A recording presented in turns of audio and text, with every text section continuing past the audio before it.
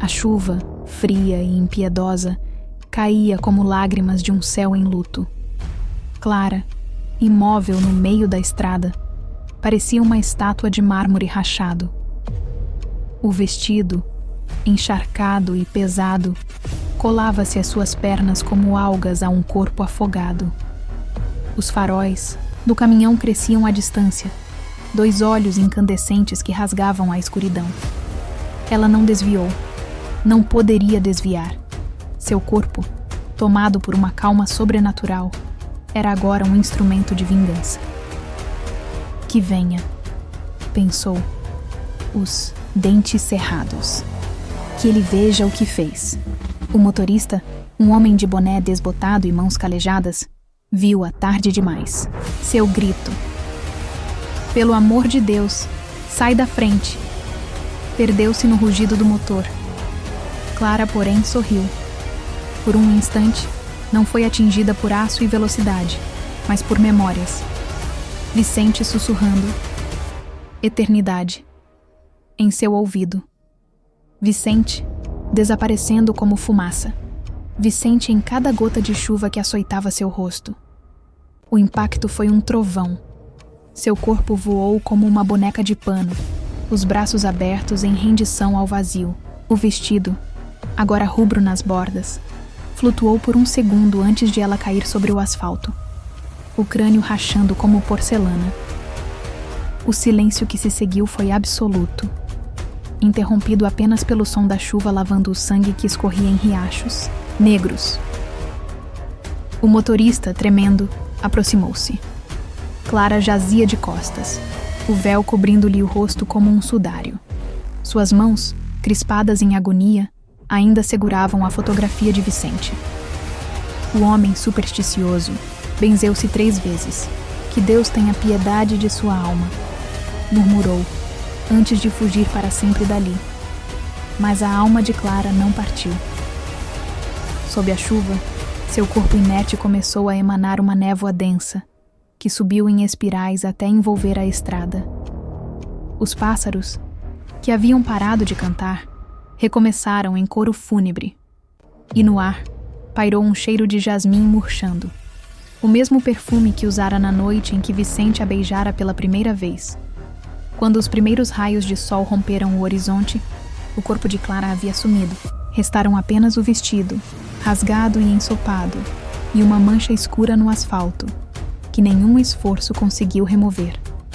Os moradores, ao verem o local, sussurravam: "Ela não descansará. A estrada é sua agora." E nas noites seguintes, os faróis dos caminhões projetavam sombras que não eram de árvores ou animais, mas de uma figura pálida, de braços estendidos, repetindo em eco: "Onde está Vicente?" Dias após o desaparecimento do corpo, a aldeia mergulhou num silêncio pesado, como se o próprio ar temesse respirar. Foi então que os relatos começaram. Caminhoneiros, homens endurecidos por 1000 estradas, chegavam ao bar com olhos arregalados e vozes trêmulas. "Ela está lá fora", balbuciavam, copos de cachaça esquecidos nas mãos. Uma mulher de branco, parada na neblina, os olhos como buracos negros, e o ventre. Meu Deus, o ventre inchado como se carregasse um cadáver.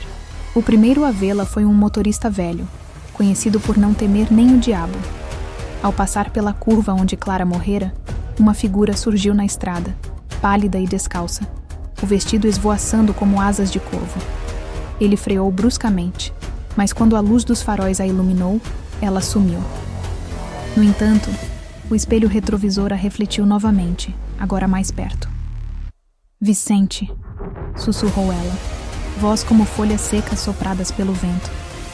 O homem acelerou, mas o sussurro permaneceu em seus ouvidos até o amanhecer. A notícia espalhou-se, como praga. Os moradores trancavam as portas ao cair da noite, enquanto padres recitavam exorcismos inúteis na encruzilhada. O cemitério, antes silencioso, passou a ser palco de estranhos fenômenos. Túmulos recém-cavados apareciam cobertos de flores brancas murchas, e o nome Clara era encontrado riscado na terra úmida, como um aviso. Uma noite, o filho do açougueiro, Bêbado e desafiador, decidiu seguir a aparição. Viu-a à beira do rio, onde os juncos sussurravam segredos obscuros. Ela estava de costas, os cabelos negros grudados na nuca como algas, e seu lamento era um canto fúnebre que fazia o sangue gelar. Ele me prometeu o céu, repetia, enquanto estendia uma mão translúcida em direção à lua. O rapaz, tomado por uma coragem suicida, aproximou-se. "Quem é você?" perguntou. Clara virou-se, revelando olhos vazios e um sorriso que não alcançava os lábios. "Sou a noiva que nunca teve seu altar", respondeu antes de desvanecer. Na manhã seguinte, o jovem foi encontrado catatônico, murmurando: "Ela não vai parar, nunca vai parar." Até o padre, homem de fé inquebrantável, sentiu o peso da maldição. Durante uma missa, a hóstia apodreceu em suas mãos, e o vinho transformou-se em líquido negro e viscoso. "Esta terra está amaldiçoada", admitiu pela primeira vez em décadas, com medo na voz. E assim, Clara tornou-se parte da estrada.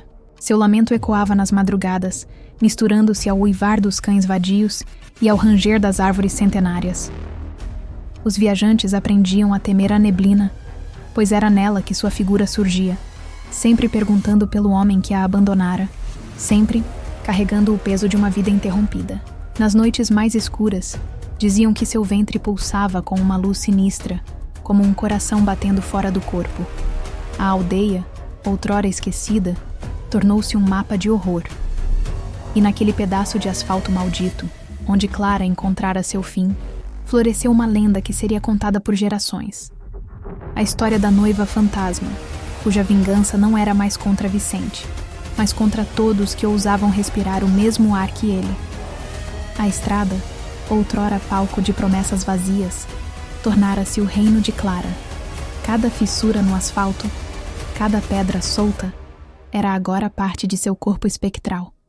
Ela vagava não com passos, mas como uma exalação da própria terra, uma névoa que se condensava em forma humana, sempre ao cair da noite.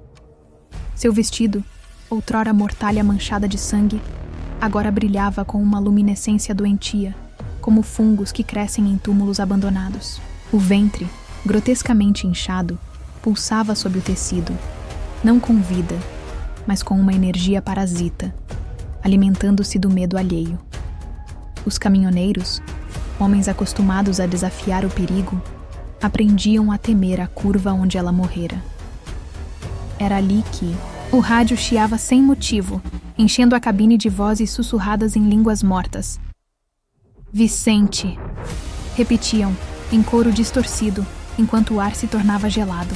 Se o motorista ousava olhar pelo retrovisor, via-a sentada no banco traseiro, os dedos longos e pálidos cravados no encosto, os olhos negros como buracos no universo.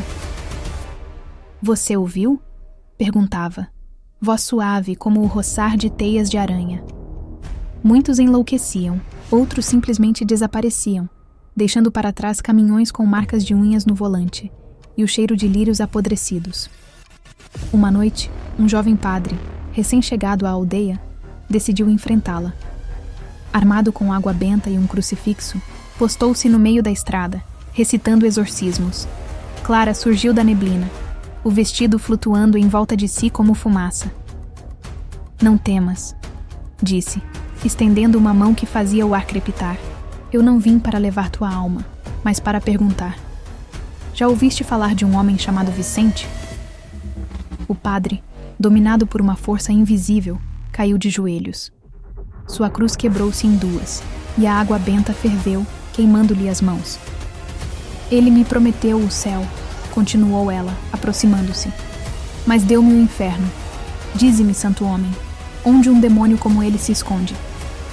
Antes que o padre pudesse responder, uma luz vermelha surgiu à distância.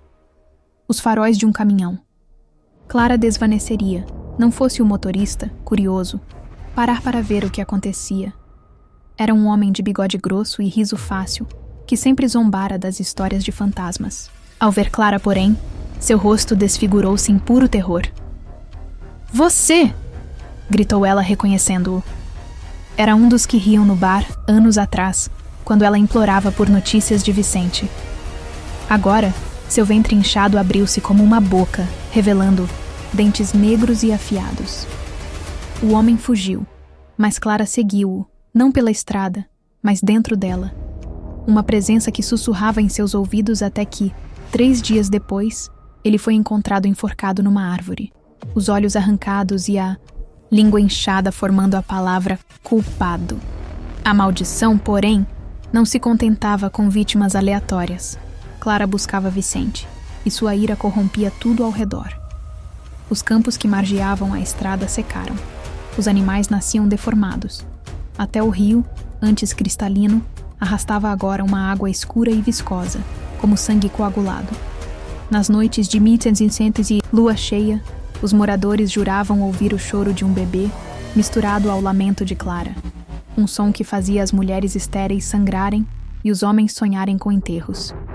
E assim, no silêncio opressor da madrugada, Clara continuava sua busca. Não como mulher, mas como um cânion de ódio e mágoa, uma força que transcendia a morte. Seu nome, sussurrado entre os vivos, tornara-se uma maldição. E enquanto ela caminhava, a estrada estremecia, como se o próprio inferno a temesse.